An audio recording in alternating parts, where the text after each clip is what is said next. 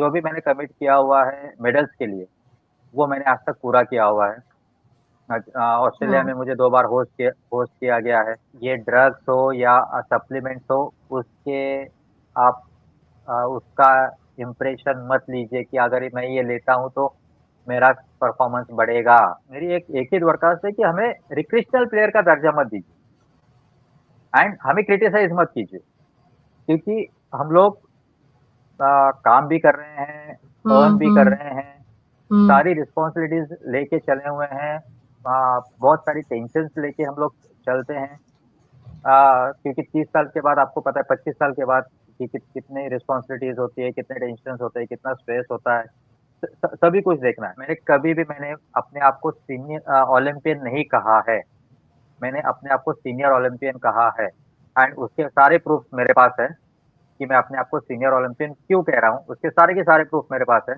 अगर किसी को चाहिए, मैं सारे के सारे प्रूफ मैं दे सकता हूँ। तो ऐसे ही हम लोग टैग नहीं लगा रहे हैं।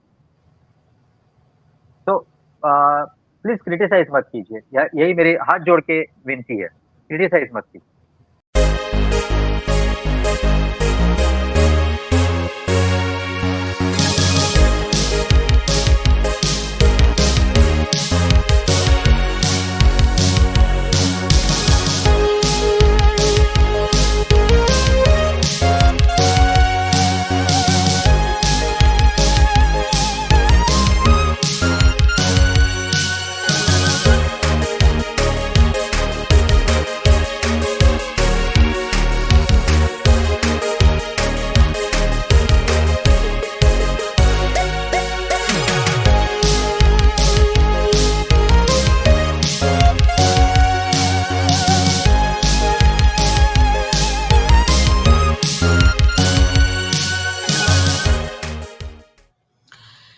नमस्कार दर्शकों, स्वागत है हमारे आज के पॉडकास्ट में, जिसमें आज हम बात करेंगे एक ऐसे इंसान के बारे में जिन्होंने हमारे देश को इंटरनेशनल लेवल पर रिप्रेजेंट किया।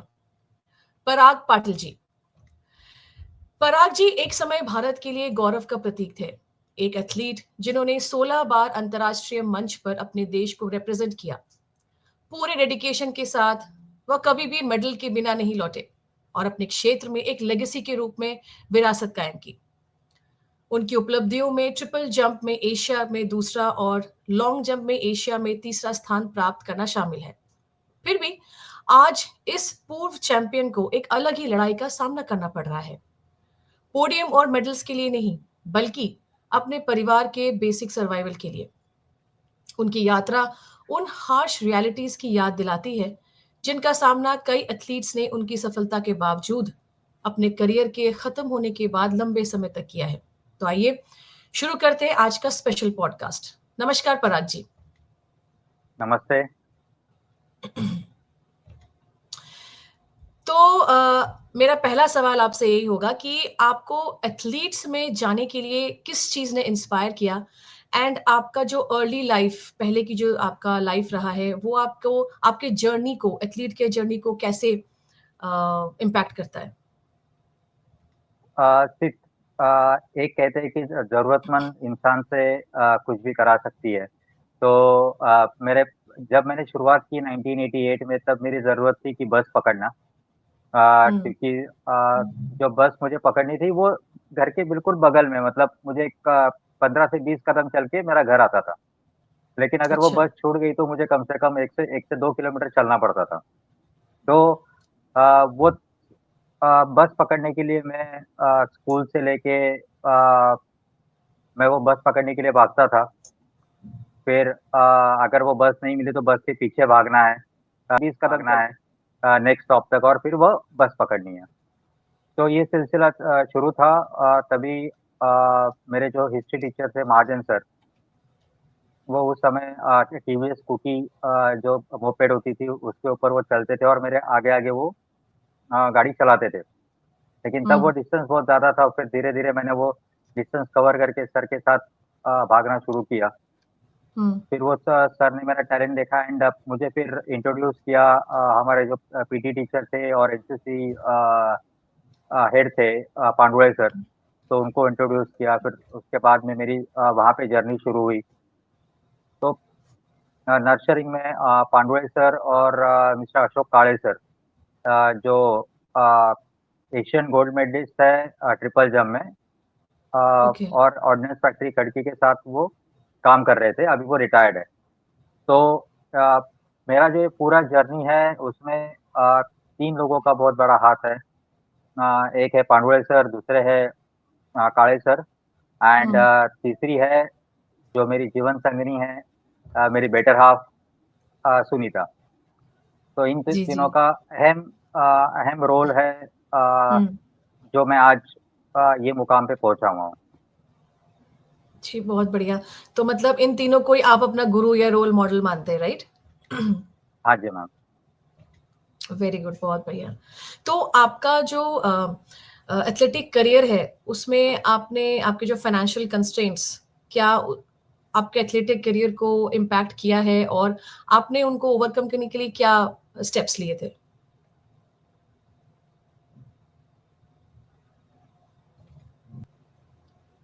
एक होता है किसी भी प्लेयर को फाइनेंशियल्स बहुत ज़रूरी होता है, चाहे आप खाना ले लो या डेली सर्वाइवल्स ले लो, प्रैक्टिस ले लो या इक्विपमेंट्स हो।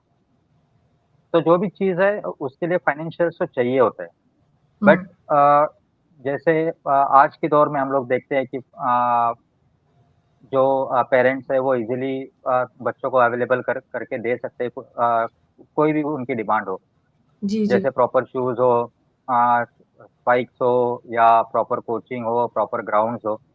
लेकिन हुँ, मैंने जब शुरुआत की थी 1988 में, तब से लेके 2000 तक, आप समझ सकते हो कि ग्राउंड फैसिलिटी उतनी नहीं थी।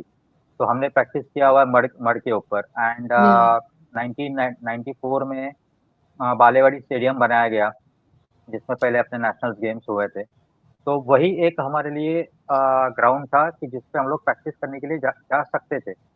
लेकिन वो भी ग्राउंड इतना एक्सपेंसिव था कि 1 घंटे का मेरे ख्याल से 1200-1300 रुपए या 1500 रुपए वो चार्ज करते थे ओह! प्रैक्टिस के लिए। ओके, अच्छा। तो हम लोग एक ग्रुप ढूँढते थे कि हाँ बाबा, ग्रुप में जाए तो हमें फ्री में मिले या कुछ बहुत कम पैसे देने पड़े, क्योंकि तब एक्चुअली अगर मेरा बैकग्राउंड देखा जाए तो मैं एक वेल्डर का बेटा हूँ।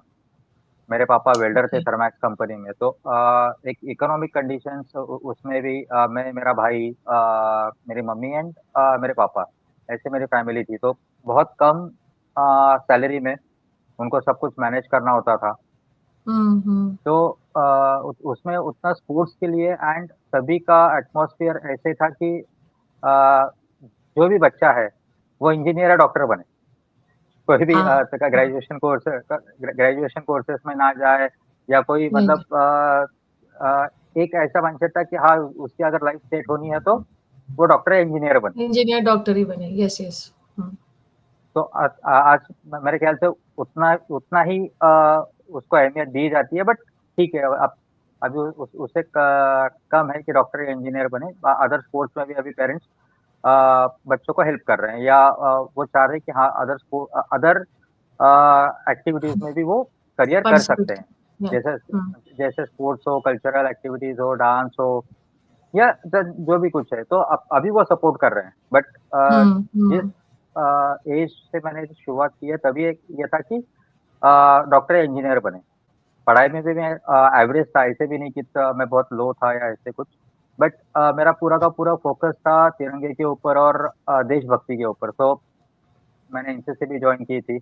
मैं एक्चुअली जॉइन करना चाहता था इंडियन आर्मी, बट कुछ ओह! कारणवश वो नहीं हुआ है। शायद अच्छा, नेचर का ऐसे कॉल होगा कि तुझे आर्मी में नहीं जाना है, तुझे बंदूक नहीं उठानी है, तुझे ग्राउंड पे खेल के हाँ, एथलेटिक्स में तुझे तिरंगे की सेवा करनी है। तो दैट्स अ गुड कॉल। या तो इस तरह से फाइनेंशियल कंडीशंस, अ, तो तभी इक्विपमेंट्स नहीं थे, या हम लोग स्लीपर के ऊपर हम लोग ग्राउंड पे जाते थे, जो साल में 1 बार मिलती थी, और स्लीपर अगर टूट जाती थी तो फिर कोई चांस ही नहीं कि दोबारा स्लीपर मिले। तो हम लोग ग्राउंड पे जाते थे, स्लीपर वगैरह उतार के हम लोग प्रैक्टिस करते थे, तभी काँटे चुभते थे या काँच चुभती थी, फिर पत्थर वगैरह, कंकड़ वगैरह चुभते थे, लेकिन रुकना हुँ, नहीं है। हुँ, हमारे कोच का एक एक ही स्ट्रिक्टनेस था कि रुकना नहीं है, चाहे कुछ भी हो जाए। अगर काँटा चुभ गया तो काँटा निकालो और भागो, काँच चुभ गई है तो काँच निकालो और भागो। मेरे फैमिली जो डॉक्टर है वो ऐसे थे कि हाँ, चल भाई बता कहाँ ड्रेसिंग करनी है। तो इस तरह से ही मैं डॉक्टर के पास जाता था। कभी बुखार के लिए या खाँसी के लिए मैंने डॉक्टर को देखा नहीं है। तो इस तरह से मेरी शुरुआत हुई, लेकिन जब 2000 सन 2000 में मैंने जब ग्रेजुएशन कंप्लीट किया, जॉब पे लग गया, तो धीरे-धीरे मैं अपने जो नीड्स है, जैसे प्रॉपर शूज़ हो या स्पाइक्स हो, पापा ने मुझे 1995 में एक स्पाइक दिया था, वो मैंने लगभग 10-12 साल मैंने चलाया उसको। फिर जैसे ही पता चला कि नहीं अभी इससे थोड़ा-सा अपग्रेडेड चाहिए मुझे, तो फिर मैंने अपना अर्न करके मैंने स्टार्ट किया था एज़ अ हेल्पर। अ, अभी एक मैं दर्शकों को बताना चाहूँगा कि स्पोर्ट्स पर्सन जो है, वो पढ़ाई में कभी भी पीछे नहीं रहना चाहते। मेरा जो एजुकेशन है दैट इज़ दी मैं केमिस्ट्री ग्रेजुएट हूँ पुणे यूनिवर्सिटी से, वो भी फर्स्ट क्लास हूँ। तो अच्छा, ऐसे नहीं है वाह! कि जो जो खेल-कूद में है, वो पढ़ाई नहीं करते पढ़ाई हैं। नहीं करेंगे, तो यस, यस। ये जो माइंडसेट है, ये मैं हाँ, दर्शकों को मैं तोड़ना चाहूँगा कि इक्वली स्पोर्ट्स पर्सन जो है, वो अपने एजुकेशन के ऊपर भी उतना ही ध्यान देते ध्यान हैं। दें, बिल्कुल। ओके, तो ये फिर मैंने इक्विपमेंट्स लिए तो 2013 में जब मैं वर्ल्ड मास्टर गेम्स यानी सीनियर ओलंपिक्स में मैं सेलेक्ट हुआ, तो हुँ, एक आप समझ सकते हो कि एक मिडल क्लास फैमिली या लोअर मिडल क्लास फैमिली का अ, लड़का जो अ, हार्डली आप समझ लीजिए तभी जब 2013 में मैं जब जॉब कर रहा था दैट वाज़ मुझे 4.5 लाख का पैकेज था, साल का। ओके, ओके, तो दैट वाज़ सीटीसी। तो ओके, घर भी चलाना है, वाइफ है, बेटा है, उसके बाद में सोशल रिस्पॉन्सिबिलिटीज़ है, मम्मी-पापा की रिस्पॉन्सिबिलिटीज़ है, सारी रिस्पॉन्सिबिलिटीज़ करके उतना कुछ बचता नहीं था। हुँ, तो हुँ, अब्रॉड जाना, वो भी इटली जैसे कंट्री में जाके रिप्रेज़ेंट करना, तो ये हुँ, फाइनेंशियल बहुत ज़्यादा बर्डन था। तो हुँ, मैंने क्राउड फंडिंग की कोशिश की, कुछ जो पॉलिटिकल लीडर्स हैं, उनसे जाके कंट्री में जाके मिला, लेकिन वहाँ पे ओके, मुझे उतना सपोर्ट नहीं मिला। तो मैंने 1.5 लाख रुपए मैंने एट हेवी इंटरेस्ट 17% अ, 17% से मैंने प्राइवेट फंडर से पैसे लिए। वो रीपे करने के लिए मुझे बहुत सारी मशक्कत करनी पड़ी। जो लीडर्स ने मुझे कहा था कि नहीं मैं आपको पैसे दूँगा, हुँ, उन्होंने हुँ, तो आज तक मुझे एक भी रुपया नहीं दिया हुआ है। तो इट्स अ प पार्ट ऑफ अ लाइफ, जिसको देना होता है वो दे देता है, जिसको नहीं देना है वो नहीं देता है। बट हम अपना काम नहीं रोक सकते हैं। जी, बिल्कुल, तो बिल्कुल, जो भी मैंने आज तक जितने भी इंटरनेशनल टूर्स किए हुए हैं, वो मैंने crowd funding, loan on heavy interest, इस तरह से ही मैं आज तक कर पाया हूँ। एंड जितना भी मतलब एक मोटो होता है कि अर्न, सेव एंड इन्वेस्ट। या एग्ज़ैक्टली। मुझे पता होता है कि क्योंकि जो इंटरनेशनल मास्टर्स गेम्स एसोसिएशन है, उनका हुँ, एक ये है कि वो 4 साल का जो कैलेंडर है, 4 से 6 साल का कैलेंडर वो पहले ही अनाउंस कर देते हैं। आप अगर वेबसाइट पे जाओगे तो आपको वो कैलेंडर दिख जाएगा। तो मुझे पता होता है कि बाबा मुझे कौन से इवेंट में पार्टिसिपेट करना है, कब इवेंट में पार्टिसिपेट करना है। तो उसके हिसाब से मेरी तैयारी शुरू हो जाती है।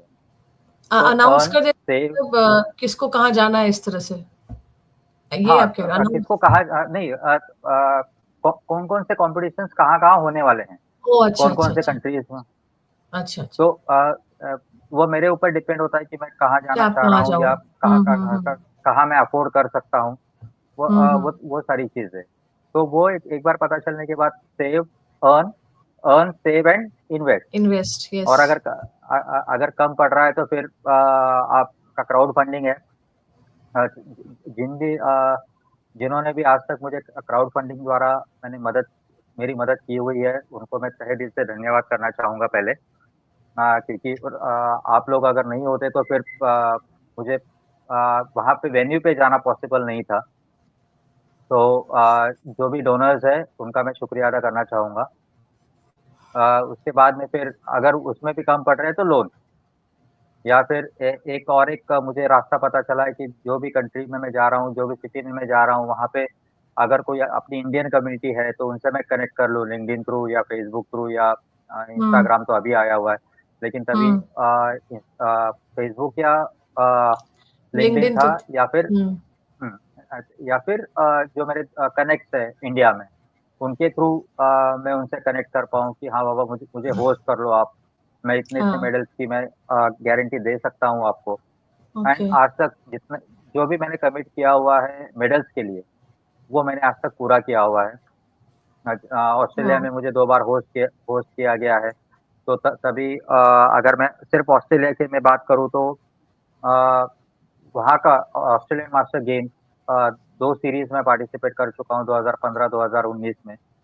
तो वहाँ का जो मेडल मेडल टैली है वो है 2 गोल्ड, 6 सिल्वर्स और 1 ब्रॉन्ज़। ऐसे मेरा सिर्फ़ वाह। ऑस्ट्रेलिया का मेडल टैली है। क्या बात एंड है। अभी अक्टूबर में वापस ऑस्ट्रेलियन मास्टर गेम्स होने जा रहा है, जो 3rd सीरीज़ में पार्टिसिपेट करने जा रहा हूँ। तो उसकी तैयारी मेरी अच्छा। अभी से शुरू है। अभी अगले महीने में क्राउड फंडिंग हो या स्पॉन्सरशिप का सारा डिटेल्स हो, कि कितना फंड्स मुझे चाहिए, क्या है। एंड मैं इस तरह से करता हूँ कि मुझे ज़्यादा फंड्स नहीं चाहिए। मुझे सिर्फ़ जितना रिक्वायर्ड है, मैं उतना ही डिमांड करता हूँ। ऐसे नहीं कि बाबा 1.5 लाख का, फॉर एग्ज़ाम्पल 1.5 लाख का टिकट है एंड मैं डिमांड कर रहा हूँ 2.5 लाख, पौने 3 लाख, 3 लाख। नहीं, मुझे मुझे जितनी ज़रूरत है वेन्यू पे जाने के लिए, मुझे उतना ही फंड्स मुझे चाहिए होता है। एंड पुणे में जितने भी मेरे जानकार हैं, उनका यही कहना है कि इसको सिर्फ़ वेन्यू पे भेज दो, ये खाली हाथ नहीं वापस आने वाला है। तो अभी तो उतना क्रेडेंशियल्स मैंने बना लिए हैं।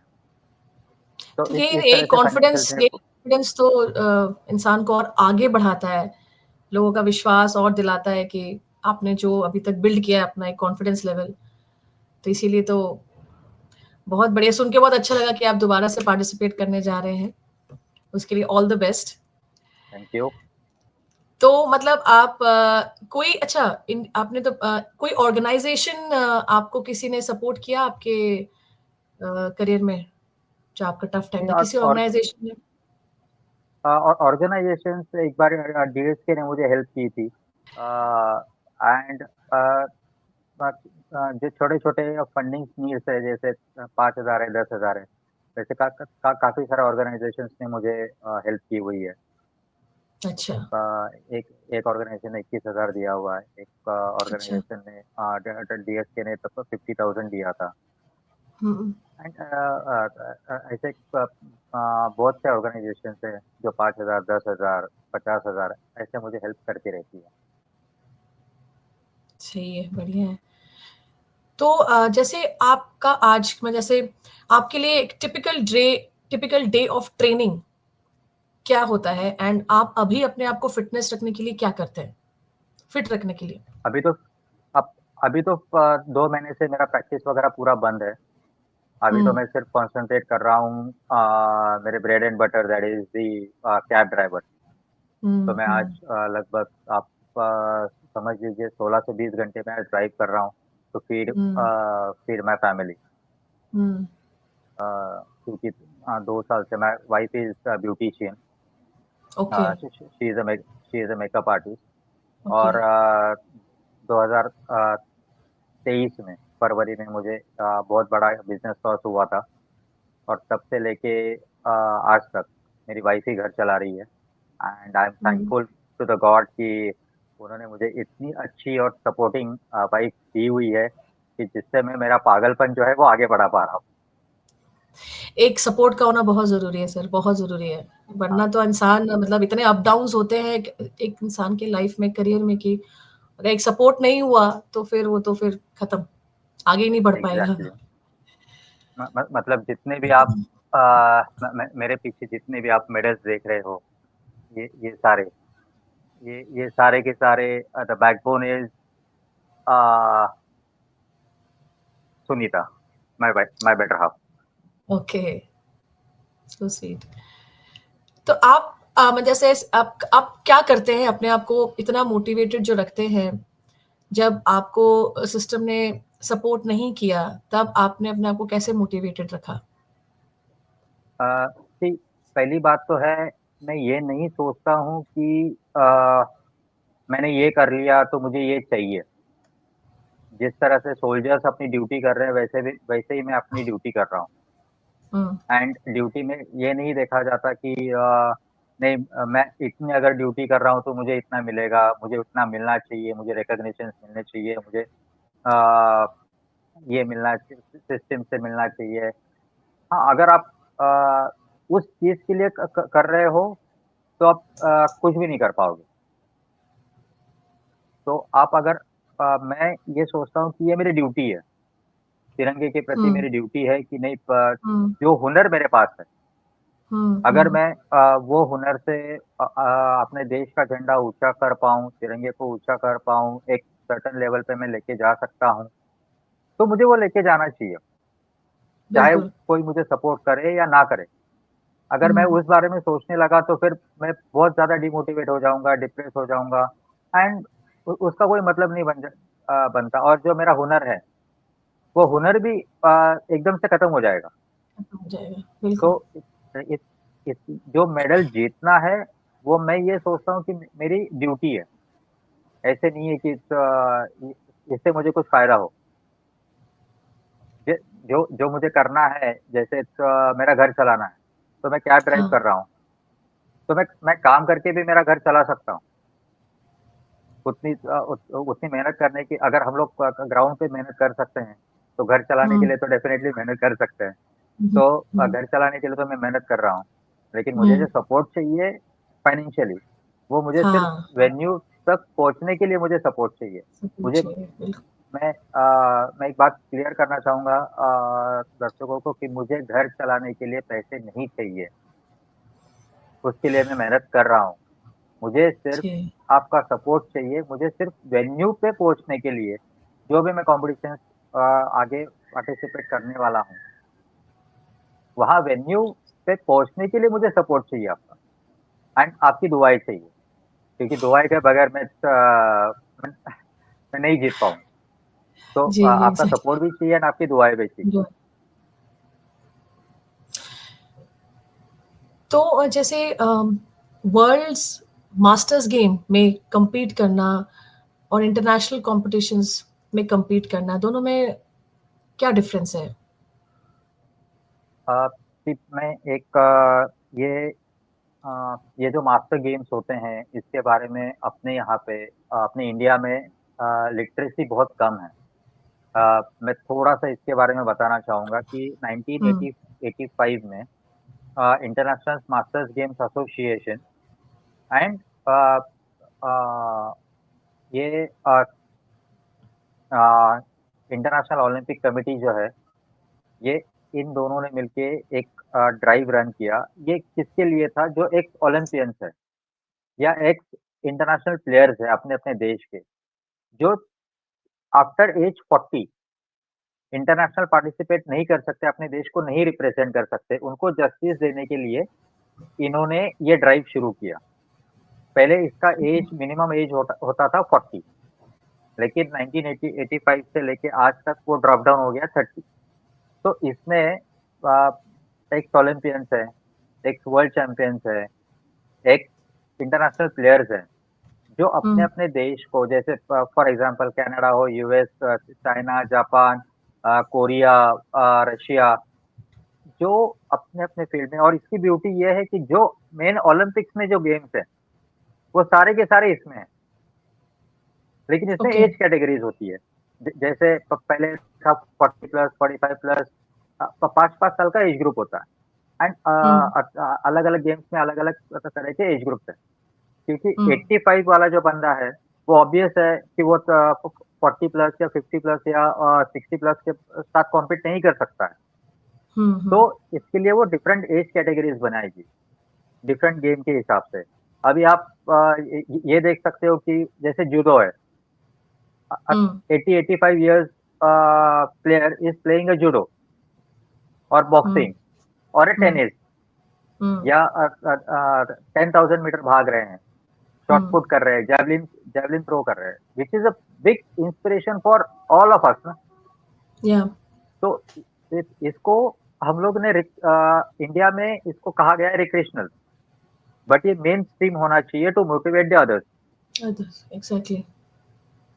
तो ये ऐसे नहीं कि ये मोटिवेट करेंगे सिर्फ प्लेयर्स को, जो आम आदमी है, जो जनरल फिटनेस के लिए कर रहे हैं, या कोई भी कंट्री का जो सिटीजन है, उसको मोटिवेट करने के लिए ये बहुत अच्छा प्लेटफॉर्म है कि आप अगर किसी ग्राउंड में चले गए and if you see a player who is 90 plus और 70 प्लस, एक मिनिमम एज है 70 प्लस, उनको आप अच्छी तरह से भागते हुए देख रहे हो, एक्सरसाइज करते हुए देख रहे हो, आप डिमोटिवेट होगे या मोटिवेट होगे?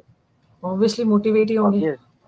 मोटिवेट ही होंगे कि अरे अगर ये बंदा कर सकता है लाइफ में, ये इस एज में, तो मेरी परेशानी क्या है? कुछ भी नहीं है इनके सामने, तो मैं भी कर सकती हूँ या कर सकता हूँ। तो इस तरह से ये मास्टर प्लेयर जो है वो आइडल है। एंड हम लोग जो कॉम्पीट करते हैं इंटरनेशनली, वो देश के international player, x international players हैं, जिन्होंने अपने कंट्री को जो मेन स्ट्रीम है, जैसे कॉमनवेल्थ हो गया, एशियन गेम्स हो गया, या फिर स्टार गेम्स हो गया, ओलंपिक्स हो गया, वर्ल्ड चैंपियंस हो गई, तो इसमें उन्होंने ऑलरेडी अपने कंट्री को रिप्रेजेंट किया हुआ है। उनके साथ हम लोग कॉम्पीट करते हैं। तो हम लोग कुछ भी रिक्रिएशनल गेम्स जहाँ पे नए-नए प्लेयर्स हैं, उनके साथ हम लोग कॉम्पीट नहीं करते। अच्छा, हाँ। तो एक मैं एग्जांपल देता हूँ कि हम लोग किस लेवल पे कॉम्पीट कर रहे हैं। जो वर्ल्ड रिकॉर्ड है लॉन्ग जंप का 35 प्लस, मतलब जिनकी एज 35 से लेके 39 है, उनका लॉन्ग जंप का वर्ल्ड रिकॉर्ड है मास्टर्स में 8.51 मीटर।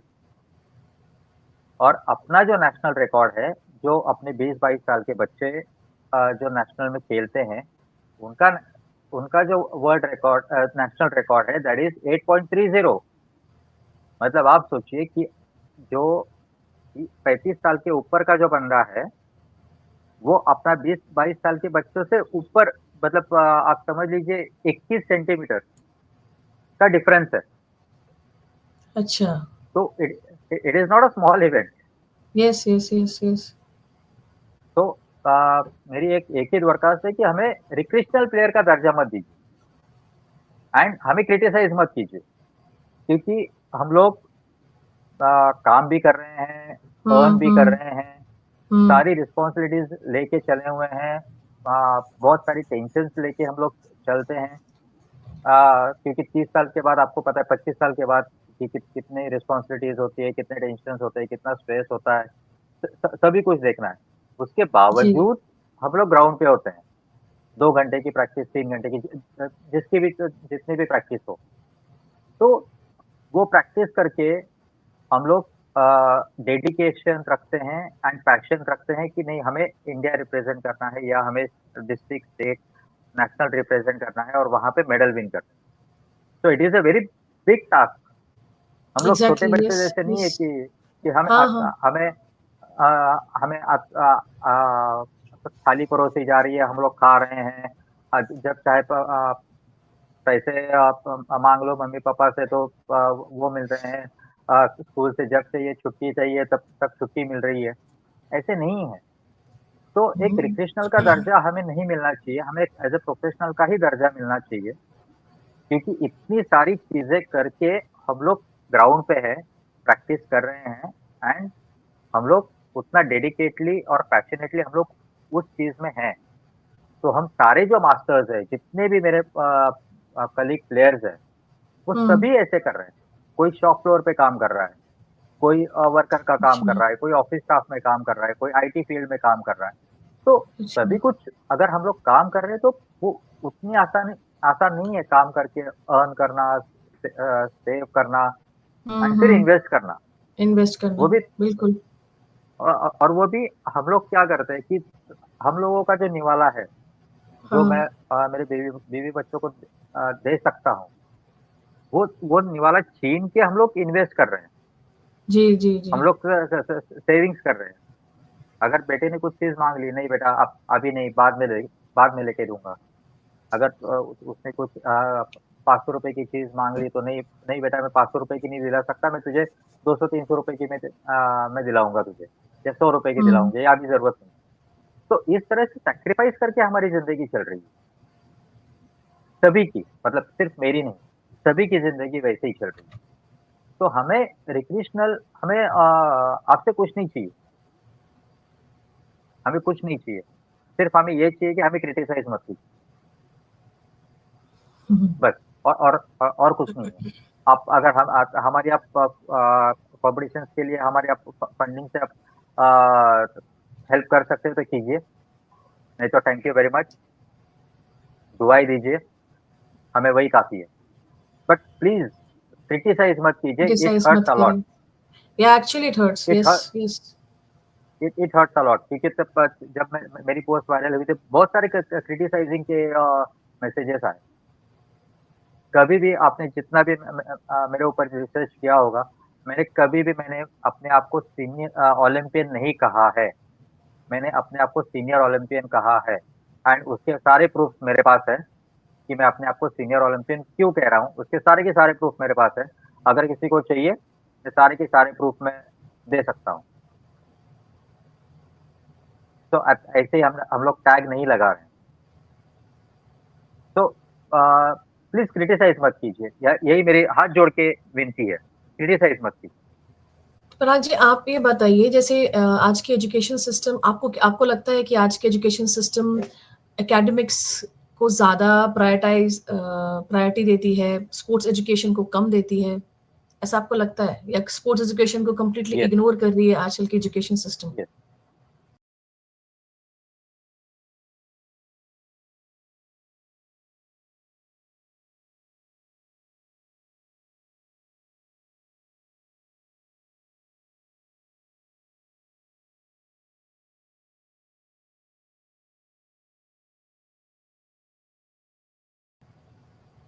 तो प्लीज़ क्रिटिसाइज़ मत कीजिए। यही मेरी हाथ जोड़ के विनती है, क्रिटिसाइज़ मत कीजिए। पराग जी, आप ये बताइए जैसे आज के एजुकेशन सिस्टम आपको आपको लगता है कि आज के एजुकेशन सिस्टम एकेडमिक्स को ज़्यादा प्रायोरिटी देती है, स्पोर्ट्स एजुकेशन को कम देती है, ऐसा आपको लगता है? या स्पोर्ट्स एजुकेशन को कंप्लीटली येस, इग्नोर कर रही है आजकल की एजुकेशन सिस्टम? Yes, yes. ये कंप्लीटली इग्नोरेंस है हुँ, हुँ। स्पोर्ट्स एजुकेशन को, क्योंकि आज का अगर हम लोग स्कूल्स देखें, तो वो सिर्फ़ हुँ। बिल्डिंग है, कहीं पे भी जी। ग्राउंड नहीं है। हाँ, हाँ। सही बोला आपने। और और जो लाइफ लेसन जो ग्राउंड या मिट्टी या स्पोर्ट्स दिलाएगी, वो कौन-सी भी किताब नहीं नहीं दे पाएगी। तो स्पोर्ट्स जो है या ग्राउंड जो है, वो एक अहम चीज़ है अपने लाइफ की, लेकिन उसको कंप्लीटली इग्नोर किया जा रहा है bye education system also and bye parents also. क्योंकि आज के जो पेरेंट्स हैं, वो बच्चे को ना खेलने के लिए नीचे भेज रहे हैं, ना कहीं मिट्टी में जाने दे रहे हैं। जैसे ही मिट्टी लग जाती है तो उनको वो पोंछी जाती है। So which is very injustice to the child, because what they exactly, want is they want to nurture. They want to get exactly. nurture with the ground. They want to get nurture with the academic. But if you are not giving a chance to nurture them, एक अभी मैं आप ही से सवाल पूछता हूँ। जब आप छोटे थे, आपको लगता था, तो आप कुछ खरोच वगैरह आ गई या ब्लड वगैरह आ गया, तो आप रोते हुए घर पे आते थे या फिर वही खेलने लग जाते थे, वो भूल के? हाँ, कभी बहुत ज़्यादा लग गया तो रोते हुए भी आ गए, वरना तो हमेशा इग्नोर ही किया है, खेलने पे ध्यान दिया है। एक बहुत चोटें लगी है, बहुत। Exact exactly. तो मतलब आप चोट लगने के बावजूद भी आप खेलने लग गए। आपने वापस वो गेम जॉइन किया। उससे बहुत बड़ी सीख मिलती है लाइफ में भी। लाइफ में भी अभी हम्म अगर मैं चोटों की बात करूँ लाइफ में, आपका प्रोफ़ेशन है, हम्म आपका रिलेशनशिप्स है, आपके फंडिंग्स है, ओके, आपका सोशल अपीयरेंस है। हम्म जितने भी आप अभी जैसे कुछ लॉस हो गया, वो भी एक तरह से हम्म, गिरना है, वो भी एक तरह से हर्ट है। चाहे वो शरीर के ऊपर हो, चाहे वो दिलो-दिमाग पे हो। जी लेकिन फिर भी उससे गिव अप ना करके आपको आप वापस अर्न करने लग जाते हो, या रिलेशनशिप है तो उसको सुधारने में लग जाते हो। या फिर आपको कुछ ऑफ़िस में कुछ प्रॉब्लम्स आ गई तो उसको सुधारने में लग जाते हो। क्यों? क्योंकि वो ग्राउंड ने आपको आदत दी हुई है कि आप वापस बाउंस बैक करें। Back to normal, yes. As आप कौन-सी भी मुझे एक किताब बता दीजिए कि जो ये चीज़ बहुत इफ़ेक्टिवली सिखाती हो। नहीं, आजकल तो नहीं है। आजकल तो वैसे किताब सिखा ही नहीं सकती है, क्योंकि आप सिर्फ़ पढ़ोगे, इम्प्लीमेंटेशन कैसे करोगे? एग्जैक्टली। इम्प्लीमेंटेशन आपको ग्राउंड ग्राउंड सिखाता है। चोट लग गई है ना, हाँ। चल उसके ऊपर मिट्टी लगा ले और चल खेल ले हम्म वापस, क्योंकि हम्म मेरे दोस्त एन्जॉय कर रहे हैं। हम्म। मुझे भी एन्जॉय करना है, हम्म ओके? तो इस तरह से ये ग्राउंड ही सिखा सकता है। It is not like that कि कोई बुक लेके आप पढ़ लो, तो पूरी वो बुक खत्म कर लो और इम्प्लीमेंट ही ना कर पाओ, क्योंकि इम्प्लीमेंट करना सिखाया नहीं है किसी ने। वो बुक आपको इम्प्लीमेंट करना नहीं सिखाएगी, इम्प्लीमेंट करना हम्म। सिखाएगी ग्राउंड। Ground reality, yes. तो तो पेरेंट्स को भी चाहिए कि बच्चों को ग्राउंड नीचे पार्क में भेजें, या नीचे सोसाइटी में खेलने के लिए भेजें, कहीं ग्राउंड पे खेलने के लिए भेजें। एंड उनको पैम्परिंग मत कीजिए, लगा तो लगा, कुछ फ़र्क नहीं पड़ने वाला है। पहले तो अगर हमें लगता था तो हम लोग छुपाते थे, क्योंकि वो अगर वो चोट दिख गई मम्मी-पापा को तो डांट और मार पड़ती मिलेगी। थी। Yes yes yes. डाँट पड़ती थी तो मार भी मिलता था, तो हम लोग वो छुपाते थे। लेकिन आजकल ऐसे हो गया है कि पैम्परिंग बहुत ज़्यादा हो गया, अरे मिट्टी लग गई तो उसको साफ करो। क्यों भई? हाँ, वो बच्चा सीखेगा कब? जब तक वो गिरेगा नहीं तब तक उठेगा नहीं। बिल्कुल। तो ये सीख बहुत इम्पोर्टेंट है, जो स्पोर्ट्स हमें देती है। स्पोर्ट्स तो फिजिकल एक्टिविटी, स्पोर्ट्स तो बहुत ही ज़्यादा ज़रूरी है, बट अनफॉर्चुनेटली आजकल ये कम होते जा रहा है। पता एंड नहीं क्या हो। सबसे बड़ी बात, एज़ अ कोच मेरे पास बहुत सारे कंप्लेंट्स आते हैं कि सर मेरा बच्चा खाता नहीं है, मेरा बच्चा सोता नहीं है, मेरा बच्चा इनएक्टिव है, ये प्रॉब्लम है, वो प्रॉब्लम है, कंसंट्रेशन कम है। मैं उनसे वही कहता हूँ कि आपका बच्चा ग्राउंड पे कितनी देर है? जब तक उसकी फिज़िकल एक्टिविटी होगी ही नहीं, उसको भूख कैसे लगेगी? उसको नींद कैसे कैसे? आएगी? जब तक वो थकेगा नहीं। नहीं सर मेरा बच्चा स्कूल में जाता है, वहाँ ये अरे थकता कितना है मेरे भाई? थकता कितना है बच्चा? कुछ भी नहीं थकता, वो खाना कैसे खाएगा? वो उसकी नींद कैसे आएगी? उसकी बॉडी अगर थकेगी ही नहीं, तो ऑब्वियस है जब तक थकान नहीं होगी तब तक बॉडी रेस्ट नहीं माँगेगी, तब तक खाना नहीं माँगेगी। तो उसको फिज़िकल एक्टिविटी पहले कराओ तो। उसके बाद हुँ, आप मुझे बोलो कि हाँ बाबा तब उसको भूख नहीं लग रही है, नींद नहीं हो रही है, वो एक्टिव नहीं है। आप उसको जगह पे सब कुछ दे रहे हो, आप जगह पे उसको खाना दे रहे हो, मोबाइल दे रहे हो, वो दिन भर सोफ़े पे या बेड पे लेटा है, स्कूल पे जा रहा है, कैसे उसको भूख लगेगी? हुँ, एंड आप हुँ, ज़बरदस्ती ज़बरदस्ती उसके मुँह में ठूस रहे हो आप, तो ऑब्वियस है उसके रिप्लिकेशंस तो आने ही वाले हैं। हुँ, हुँ, तो उसको ग्राउंड पे भेजो, उसको फिज़िकल एक्टिव चाहे जो भी हो, फ़िटनेस हो, एथलेटिक्स हो, टेनिस हो, बैडमिंटन हो, जो भी गेम में आप उसको डालना चाहो। लेकिन उसको ग्राउंड पे पहले भेजो तो उसको यस, फिज़िकल एक्टिविटी यस, होने दीजिए। ऑटोमैटिकली यस, आपके जो सारे कंप्लेंट्स हैं ना, वो बच्चे के वो आपकी वजह से, ना कि ब बच्चे की वजह से। तो पहले आप अपना इम्प्लीमेंट कर लो। सॉरी अगर मैं कुछ रैश बोल गया हूँ तो, बट नहीं, एज़ अ नहीं, नहीं, नहीं, काउंसलर मुझे मुझे ये वर्ड्स यूज़ करने ही होंगे। नहीं, नहीं, कोई बात नहीं, ये ओपन फोरम में आप बात कर सकते हैं। ये एक्चुअली हार्श रियलिटी है, वी शुड स्पीक, हमें बात करनी चाहिए, तो उसमें कोई प्रॉब्लम नहीं है। तो पराग जी, आप ये बताइए, जब आपने डिसाइड किया कि आप एज़ अ कैब ड्राइवर अब काम करना स्टार्ट करेंगे, तो क्या आपके दिमाग में ऐसा चल रहा था? एंड आपने उस फेज को, अपने लाइफ का उस फेज को किस तरह से हैंडल किया, कैसे देखा? जी, पहले तो है कैब ड्राइविंग करना है ये मतलब it's not a shameful job, it's a very honour job क्योंकि आप कैब ड्राइव करके एक डेस्टिनेशन डेस्टिनेशन से दूसरे डेस्टिनेशन तक क्लाइंट्स को पहुंचा रहे हो सेफली। इट्स अ वेरी तो टफ पहली जॉब, बात आई तो वुड से, बहुत हार्ड जॉब यस, है एक्चुअली, बहुत हार्ड है। यस, यस, बहुत हार्ड जॉब है, बट नॉन रिस्पेक्टफुल भी जॉब है, बट मैं एज अ रिस्पेक्टफुल जॉब में उसे लेता हूँ। जैसे मैंने कहा कि मैं लोगों को एक डेस्टिनेशन से दूसरी डेस्टिनेशन तक मैं पहुंचाने का काम कर रहा हूँ एंड एक ही दिमाग में था कि नहीं, मुझे मेरे फैमिली को फीड करना है। हम्म। मैं किसी को चीट नहीं कर रहा हूँ, मैं किसी से बेग नहीं कर रहा हूँ, मैं किसी से भीख नहीं मांग रहा हूँ, मैं मेहनत कर रहा हूँ। तो उसमें शर्म वाली बात तो है ही नहीं है कि नहीं मैं कैब ड्राइवर हूँ, मैं इतना इतना बड़ा सेलिब्रिटी हूँ एंड ऑल। जो हम्म। जो रियल स्पोर्ट्समैन हैं, जो रियल हम्म। प्लेयर्स हैं, वो हमेशा डाउन टू अर्थ रहते हैं। डाउन टू अर्थ रहता है, मि यस। मिट्टी से जुड़े हुए रहते हैं। तो हम्म। एंड आज तक का एक्सपीरियंस ऐसे है कि जितने भी क्लाइंट्स मेरे मेरे साथ जिन्होंने राइड की हुई है, उन्होंने एक smile and with lot of a blessings वो राइड कंप्लीट की हुई है and with a value added, क्योंकि जैसे वो मुझसे बात करने लगते हैं तो कुछ ना कुछ तो भी एडिशन इंस्पायर होते हैं, मोटिवेट होते हैं, या कुछ ना कुछ तो भी एडिशनल वैल्यू एडेड राइड करके ही वो मुझे फेयर पे करते हैं and with a smile and with a blessing. तो बहुत अच्छा लगता है। अलग अलग लोगों से बात होती है, अलग अलग फील्ड के लोगों से बात होती है, तो एक नॉलेज गेनिंग भी सेशंस मेरे हो जाते हैं कि हाँ बाबा, हाँ। मुझे भी कुछ सीखने मिल जाता है। तो I am always open for each and every knowledge.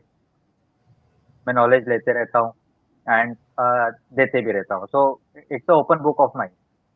मुझसे भी नॉलेज ले लो और बुक में लिख लिख भी लो कि आप मुझे क्या नॉलेज दे सकते हो।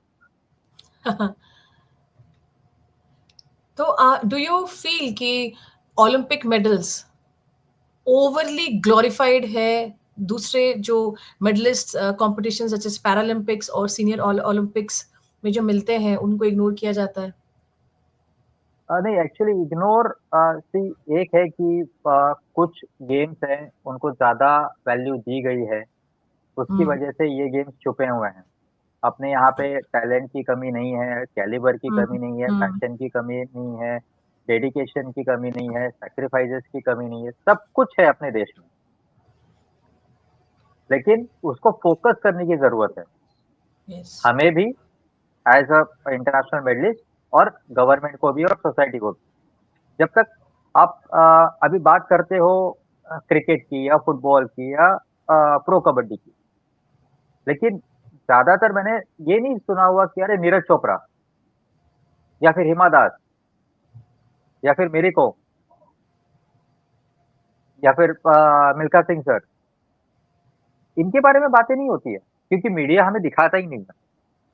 तो सबसे बड़ा रोल है मीडिया का कि जिस तरह से अदर गेम्स को भी वो प्रमोट कर रहे हैं, उसी तरह से and beauty of athletics is it is played by 100% countries in the world. Yes. मतलब अपना जो सॉरी टू से बट अपना जो इंडियन साइकोलॉजी है, जहाँ कम वहाँ हम्म। हम हम इस गेम में हैं कि जहाँ सब वहाँ हम, which is irrespective of economic condition. जैसे केनिया है, इथियोपिया है, यूएस है, चाइना है, जापान है, रशिया है, यूके है, जर्मनी है, वो सारे के सारे फोकस एथलेटिक्स के ऊपर कर रहे हैं। लेकिन हम्म। हम लोग फोकस फोकस ही नहीं कर रहे हैं एथलेटिक्स के ऊपर। अगर आप ओलंपिक का देखो तो सारी की सारी सारों की नजरें कहाँ पे है? एथलेटिक्स ट्रैक पे है कि जहाँ पे 150 मेडल्स है। हम्म। सबसे ज्यादा मेडल्स एथलेटिक्स में है और सबसे ज्यादा मेहनत भी हम्म। एथलेटिक्स में ही है। हाँ। तो वो सारे के सारे फोकस, क्योंकि आपका जो मेडल टैली है ना ओलंपिक्स का, वो सारा का सारा डिपेंड होता है एथलेटिक्स के ऊपर। हाँ। तो ऑब्वियसली कोई भी देश चाहेगा कि मैं मेडल टैली टॉप करूं। तो सारे कंसंट्रेट करते हैं इसके ऊपर, एथलेटिक्स के ऊपर। एंड एक सबसे मतलब एक एनालिसिस है which is a very bad reality of the country. We are 145 crore और जो अपना 2024 में जो अपना कंडीशन गया था दैट वाज 117. मतलब हमें ओके. 1 करोड़ में से एक बंदा भी नहीं मिल रहा है अगर हम लोग उस तरह से कैलकुलेट करें तो. अगर अपना 145 होता तो 1 करोड़ में से एक बंदा गया हम लोग बोल सकते थे, लेकिन 117 है.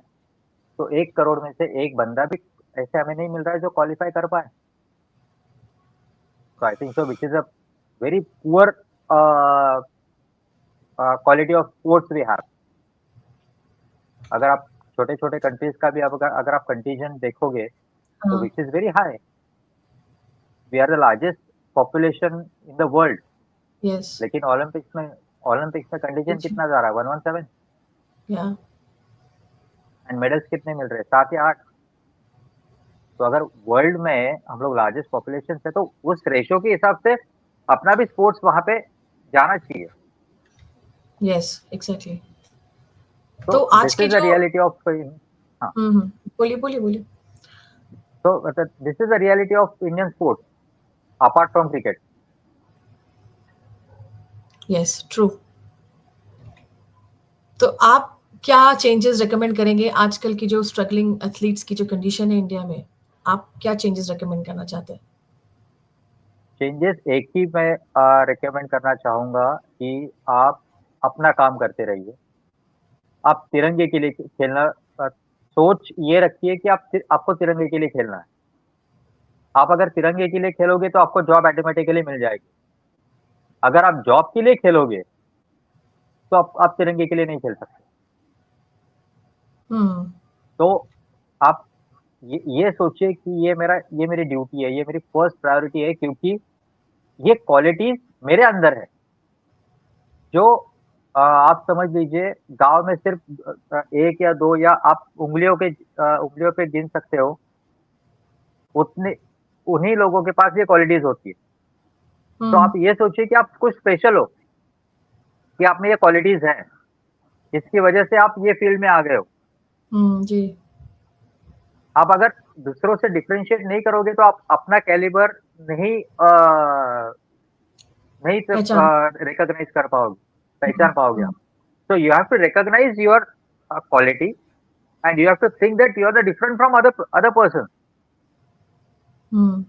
And आप ये जो कर सकते हो, एग्जाम्पल आप मेडल जीत सकते हो, ये खरीदे नहीं जा सकते.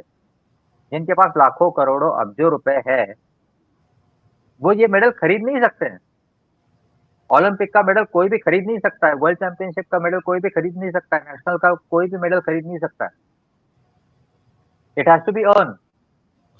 यस. और अर्न कैसे होगा? आप आपका hard work, dedication, passion, discipline, sacrifices, इन सबसे वो आप अर्न करने वाले हो. आप कितने भी अमीर घरों में जाओगे तो आपको ये मेडल्स नहीं दिखेंगे, आपको ये सम्मान नहीं मिलेगा, क्योंकि आप वो अर्न कर रहे हो. तो आप या. क्या हो और आप क्या कर सकते हो, इसके ऊपर आप फोकस करो.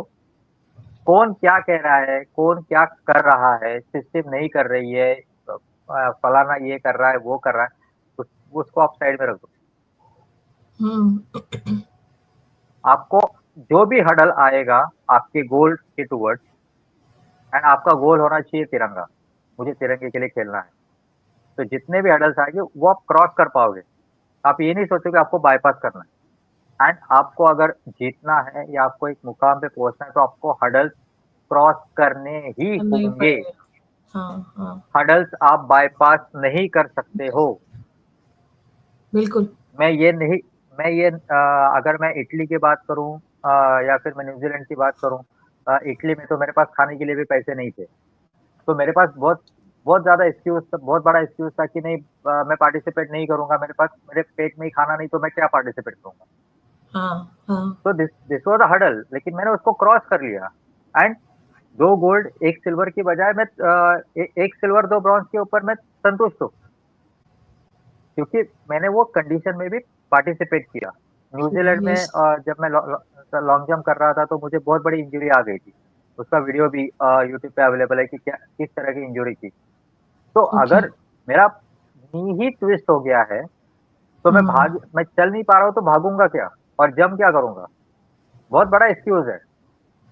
लेकिन फिर भी वो कंडीशन में मैंने ट्रिपल जंप की एंड देश के लिए सिल्वर मेडल जीता। So excuses and hurdles, it is not given by the performer, it is given by the non-performer. ब- बहुत सारे हर्डल्स आएंगे, बहुत सारी परेशानियां आएंगी, उसको आपको ओवरकम करना ही है, आपको वो क्रॉस करना ही है। तो जो लोग इंटरनेशनल प्लेटफॉर्म पे रिप्रेजेंट करना चाहते हैं, उनके लिए कुछ स्पेशल एडवाइस आप देंगे? आ, एक तो पहली बात है, आपको डिमोटिवेट नहीं होना है किसी भी कारण हम्म। की वजह से। आपको हार्ड वर्क करनी है, आपको प्रॉपर डायरेक्शन की तलाश करनी है कि जो हमें प्रॉपर डायरेक्शन दे। एक ही कहना चाहूंगा कि कोई भी स्पोर्ट्स आप ले लो, इसमें शॉर्टकट नहीं है। There is no shortcut in any of a game in या। the world. It has to be earned by your hard work, discipline, dedication, passion and sacrifices. तो इन सब को आप लेके चलोगे तो एक ना एक दिन आपको वो मिलेगा ही मिलेगा। अगर आप उसके लायक हो तो आपको वो मिलेगा ही मिलेगा। आपको वो चीज़ कोई नहीं छीन सकता आपसे। हम्म। लेकिन आपको वो कंसिस्टेंसी रखनी चाहिए। आपको डाइवर्ट नहीं होना है। एंड एक बात है, आप इन लोगों से दूर रहो जो कहते हैं तू ये नहीं कर सकता है। आप इन लोगों से यस। जुड़े जुड़े रहो, ये कहे कि नहीं तू ये कर सकता है, कोई प्रॉब्लम नहीं है बिल्कुल। यार, ठीक है चल जेब में ₹10 है ना चल के जा, कुछ फ़र्क नहीं पड़ता।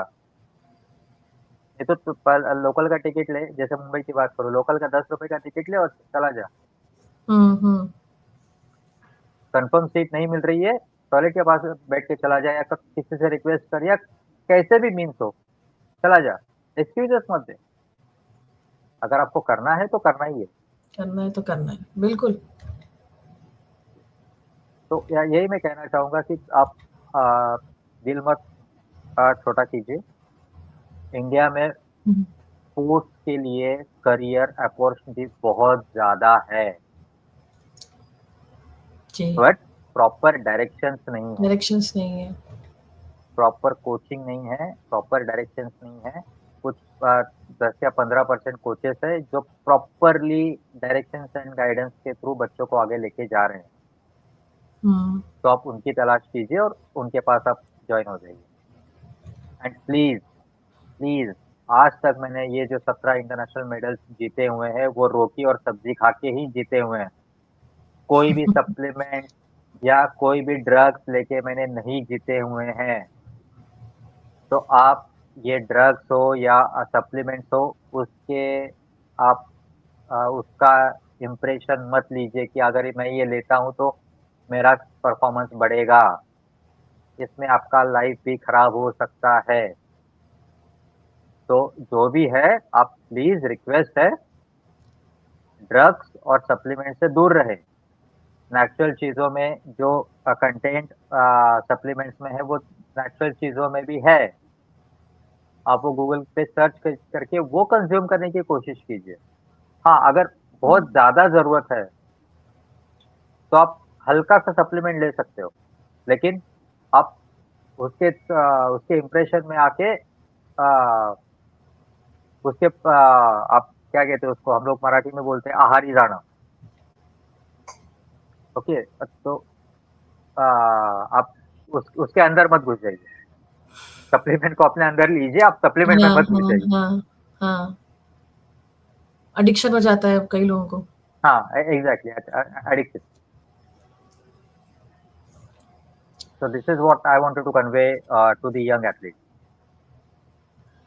तो सर आपने जैसे बोला आप कम बैक कर रहे हैं, राइट? अक्टूबर में आप हुँ। दोबारा से, तो आपका ये कम बैक कंटिन्यू रहेगा एंड कंट्रीब्यूशन स्पोर्ट्स कम्युनिटी में, या फिर आप, मतलब आपके प्लान्स क्या है दोबारा कम बैक के? दोबारा कमबैक के मेरे टैगलाइन्स है 100 मेडल्स फॉर द कंट्री। वाह। अभी तो 17 हुए हैं। अभी तो 17 हुए, सिर्फ 83 बाकी है। और दूसरा भी हमने मॉड्यूल्स तैयार किए गए हैं, जिसमें हम लोग 2032 के बाद जितने भी इंटरनेशनल एथलेटिक्स कॉम्पिटिशन्स है, जैसे ओलंपिक है, सार्क है, कॉमनवेल्थ है, एशियन गेम्स है, वर्ल्ड चैंपियनशिप्स है, तो उसमें अपने एथलीट आपको ज़रूर दिखाई देंगे, लेकिन 2032 के बाद। जो हमने तैयार किए हुए, हमने नर्चर किए हुए एथलीट्स आपको yes, yes, at a best performance के ऊपर आपको दिखाई देंगे। तो बिल्कुल सर, बिल्कुल। मेरे रग-रग में स्पोर्ट्स है, एथलेटिक्स है, तो उसके बिना मैं रह नहीं सकता हूँ। मैं पागल हो जाऊँगा, या आप कह सकते हो सिर्फ़ ज़िंदा लाश की तरह मैं रहूँगा। तो जब तक आखिरी साँस है, तब तक डेफ़िनेटली सेवा स्पोर्ट्स के लिए होगी, एथलेटिक्स के लिए होगी और इसके लिए होगी। Wow sir, so nice. अच्छा, अभी मेरा लास्ट क्वेश्चन है, जो थोड़ा-सा एकदम हटके होगा। आपने देखा होगा कि फ़िल्म इंडस्ट्री में काफ़ी सारे स्पोर्ट्समैन के ऊपर बायोपिक्स बनी है, राइट? तो हुँ, हुँ। आप एक तो अगर आप चाहते हैं कि आपकी स्टोरी पे भी फ़िल्म बने, एंड किस एक्टर को आप देखना चाहते हैं आपका रोल प्ले करने के लिए? किस एक्टर को देखना चाहूँगा? अ, ये तो बहुत ही एक्चुअली सच बताऊँ तो मैं फ़िल्म में ज़्यादा देखता नहीं हूँ। मुझे ज़्यादातर एक्टर्स के मतलब गिने-चुने एक्टर्स हैं जिनके मैं नाम जानता हूँ अभी, और यंग एक्टर्स जो है हुँ, उनके नाम भी मैं नहीं जानता हूँ, क्योंकि मैं अपने इसमें इतना उलझा रहता हूँ। या क्योंकि आप ओके। सोचिए कि तो 2-3 महीने से मैं 18 या 20 घंटे में ड्राइव कर रहा हूँ। तो मैं हुँ, हुँ, कितनी फ़िल्म्स देखता होऊँगा, या कितना मैं हुँ। आज सोशल मीडिया पे जितने भी थोड़ा बहुत एंटरटेनमेंट के लिए, क्योंकि ड्राइव करने के बाद थोड़ा तो एंटरटेनमेंट चाहिए होता है, तो मैं यस, फ़ेसबुक पे यस। वगैरह रील्स रील्स देखना, या कुछ अ शॉर्ट्स देखना, उतना ही मैं करता हूँ। तो आप ही सजेस्ट कर लीजिए कौन-सा एक्टर होना चाहिए? मैं नहीं सर, मैं तो सही नहीं होंगी सजेस्ट करने के लिए, बट आई होप कि जल्द आपके ऊपर भी एक अच्छा-सा बायोपिक बने।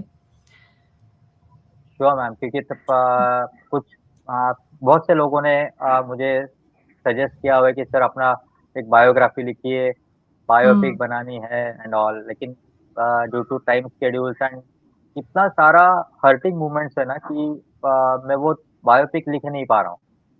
क्योंकि हम ओके, लोग जो बोलते हैं ना कि जब वो याद आता है तो वापस जो ज़ख्म है वापस कुरेद के हम लोग उसको निकालते हैं, वापस वो दर्द शुरू हो जाता है। तो इसकी वजह से मैं मेरी बायोपिक नहीं लिख पा रहा हूँ अनफॉर्च्यूनेटली। लेकिन देखते हैं अभी एक ने बोला है कि आप ऑडियो रिकॉर्ड कर लीजिए, जैसे भी आपको टाइम है, आप ऑडियो रिकॉर्ड कर लीजिए, फिर वो कंटेंट राइटर को देंगे तो वो दे हुँ, कैन हुँ। Make it into a book या बायोग्राफी। देखते हैं अभी कैसे पॉसिबल होता है। ऐसे टाइम निकाल के थोड़ा-थोड़ा, धीरे-धीरे करते रहिए। Yes, what I would suggest कि तो अभी कर तक अच्छा है, क्योंकि येस। एंड जो आपको आपने कहा ना कि जो हर्ट्स, मतलब दर्द जो आपको याद आ जाएगा, तो it will motivate you only, मतलब आपको और हाँ, आगे बढ़ने के लिए और एनकरेज करेगा। Yes exactly. So this is what about my thinkings, मेरी जो सेवा है देश के प्रति, एंड वापस वही कहूँगा, क्रिटिसाइज़ मत कीजिए, एप्रिशिएट कर सकते हो तो कीजिए, बिल्कुल, ऑलवेज़ बिल्कुल। वेलकम। बट जितने भी मैं हूँ या मेरे भाई हैं, मेरी बहनें हैं, और जितने भी मेरे मास्टर्स प्लेयर्स हैं, कलीग्स हैं, उनको आप मोटिवेट कीजिए, क्रिटिसाइज़ मत कीजिए, that's all.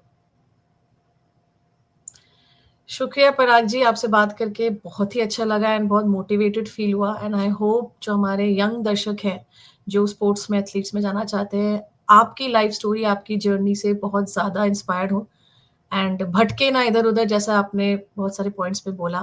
Focus should be there, dedication should be there to कहीं पे अचीव करने के लिए। एंड आई होप आज के जो यंगस्टर्स हैं, वो इस चीज़ को फॉलो करें एंड हमारे येस, स्पोर्ट्स, एथलीट्स इन सबको आगे और बढ़ाएँ।